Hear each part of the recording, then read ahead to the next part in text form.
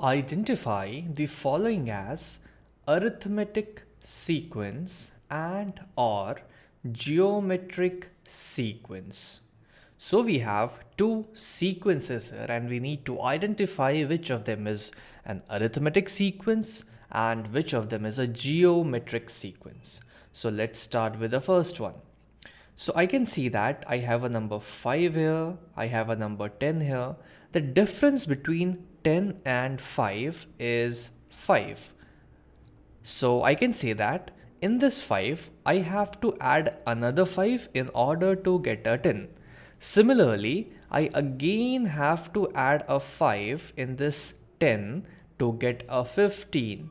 Again, if I'll follow the same pattern, I'll have to add a 5 in this 15 to get my next term, that is 20. And this process is followed throughout. So in this sequence, we are adding a constant value that is 5 in the previous number to get the next number. Or in other words, I can say that I have to add a constant value in the previous term in order to get the next term. So this is a arithmetic sequence that we already know. Let's see the next one. So if I'll try to find the pattern here, I know that my first term here, this first term here is 2 and then we have a 6. Let's try to find the difference. So if I'll subtract 2 from 6, the difference is 4, which means that I need to add a 4 in this 2 to get a 6.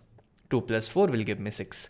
But let me see whether I have to follow the same pattern throughout this sequence. So 6, if I'll add the same value 4 here, it should give me 10. 6 plus 4 is 10, but I have a 18 here. So it means that I'm not adding the same number 4. I can maybe let me see what's the difference. 18 minus 6 is 12. So I can say that here I am adding a 12. But let us check whether we are following a consistent pattern in this sequence or not.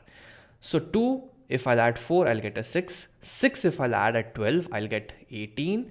What should I add in 18 to get a 54? So let me take the difference. 54 minus 18 will be equal to 6 and 3, 36.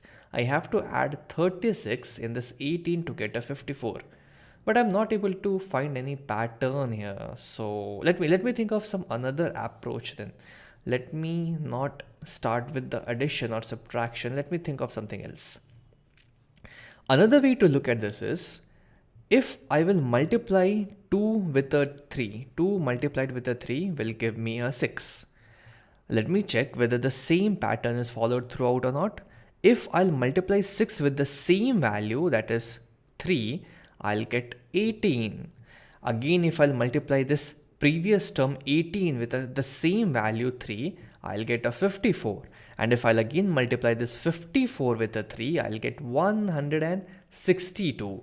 So in this sequence, I can see that I have to multiply a constant value in the previous term in order to get the next term. We saw that in arithmetic sequence, we have to add a constant value in the previous value in order to get the next term.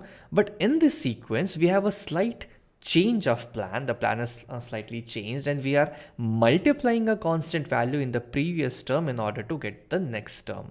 Such sequence in mathematics are known as geometric sequence, in which you have to multiply a constant quantity to the previous value in order to proceed to the next term.